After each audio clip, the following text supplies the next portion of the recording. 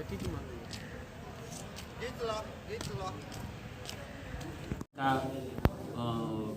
संयोजक रमन सर तथा सदस्यज्यूहरू विजय सर हाम्रा लेखा प्रमुख।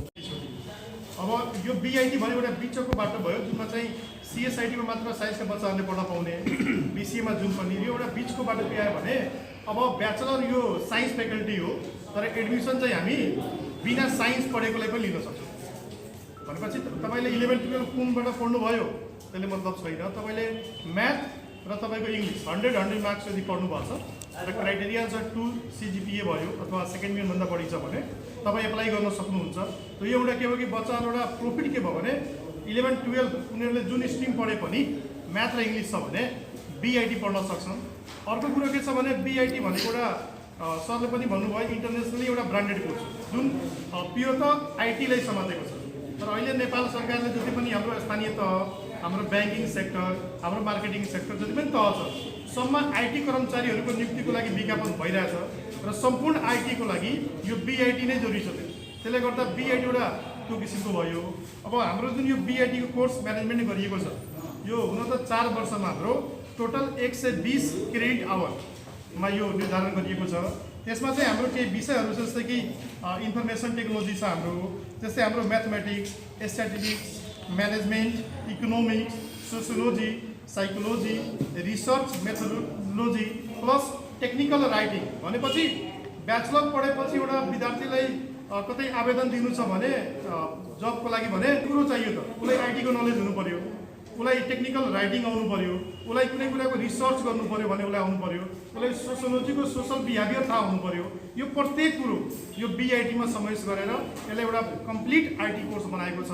र यो बीआईटी पढेपछि हामीसँग केही लिस्टहरू छ जुन अहिले जल्दो बल्दो छ नेपालमा, जस्तै कि वेब डेभलपर भयो, डिजिटल मार्केटिङ एक्सपर्ट भयो, एनालिस्ट प्रोग्रामर भयो, application integration engineer, application support manager, computer operator, computer programmer, computer system manager, desktop support, desktop technician, Java developer, network engineer, IT consultant, program analyst, project manager, software engineer, system administrator, system analyst, SEO specialist र data analyst. भनेपछि अहिले world जुन टेक्नोलोजीमा अगाडि भाग्दैछ त्यो टेक्नोलोजीलाई पछ्याउनको लागि latest कुरालाई जानकारी गराउनको लागि र कोर्स पनि अपडेटेड छ।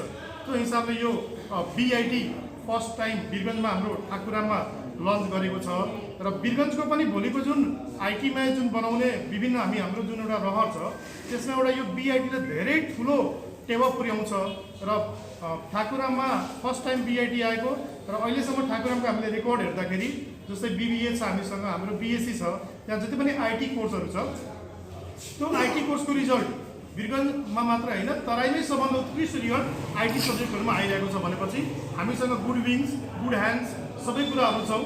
अब त्यो कुरालाई हामीले बीआईटीबाट अगाडि बढाएर त्यसलाई प्रुभ गर्नेछौँ। अर्को कुरो के छ भने अब यसको इन्ट्रान्स 40 मार्क्स म्याथ र 20 मार्क्समा आइटी प्लस कम्प्युटर दुवै छ अनि त्यहाँबाट इन्ट्रान्स सेलेक्सन भएर मात्र बच्चाहरू आउने छ। तसर्थ यो प्रोग्राम हामी आज आइटिसनको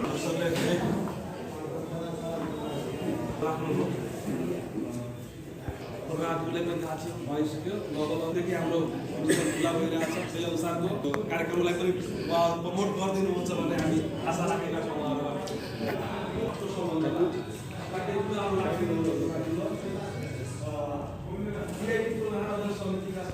क्लियर फुल फर्म भन्दाखेरि ब्याचलर इन इन्फर्मेसन टेक्नोलोजी। यो टियुले भर्खरै 2 वर्ष अगाडि 2076 मा लन्च गरेको कार्यक्रम हो। यो इन्टरनेसनल लेभलमा चलिरहेको कार्यक्रम हो जुन चाहिँ बाहिर हेर्नुहुन्छ नि बीआईटी, एमआईटी यस्तो हुन्छ यसको मास्टर लेभल, यहाँ पनि टियुले लन्च गर्यो। योभन्दा पहिला बीएससी सीएसआईटी टियुले साइन्स डिपार्टमेन्टमा दिइरहेको थियो, योपल्ट बीआईटीलाई पनि इन्क्लुड गरिएको छ। फ्यासिलिटी के दिएको छ भन्दाखेरि बीआईटी कोर्स गर्नको लागि कुनै पनि स्ट्रिमबाट तपाईँ आउन सक्नुहुन्छ, चाहे साइन्सबाट आउनुहोस् चाहे आर्ट्सबाट आउनुहोस्, जुन फिल्डबाट आए पनि हुन्छ।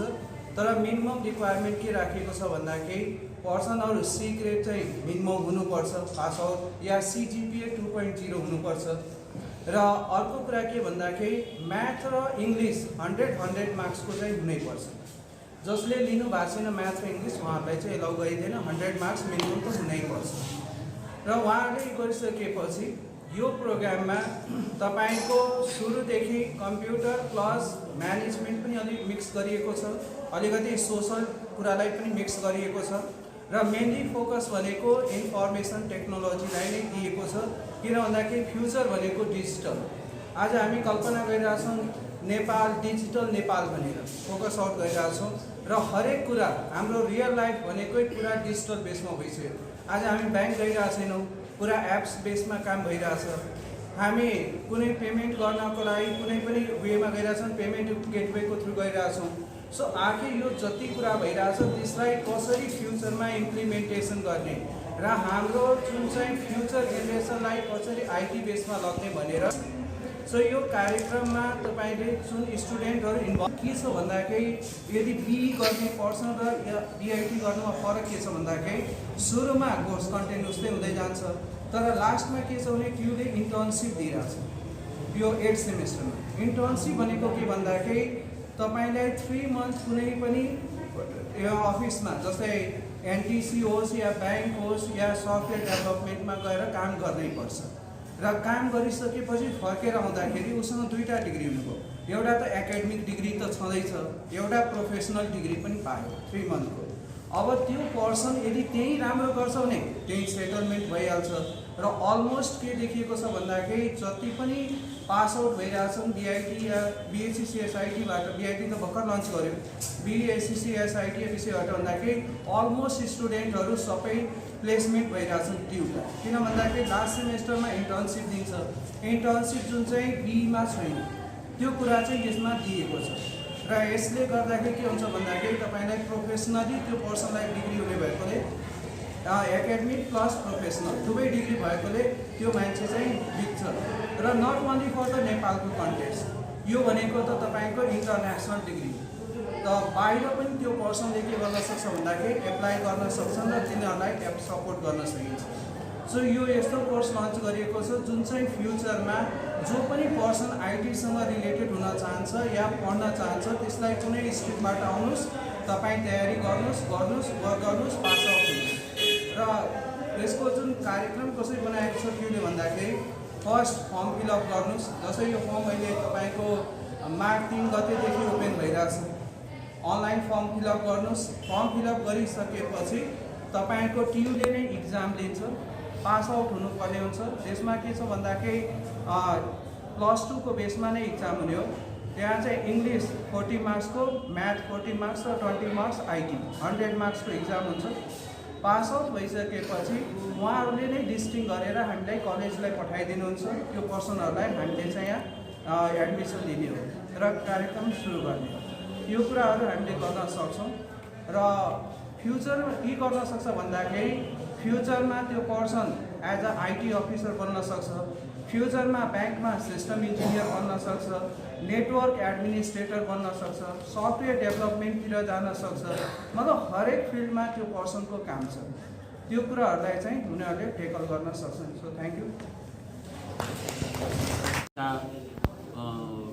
संयोजक रमन सर तथा सदस्यज्यूहरू, विजय सर, हाम्रा लेखा प्रमुख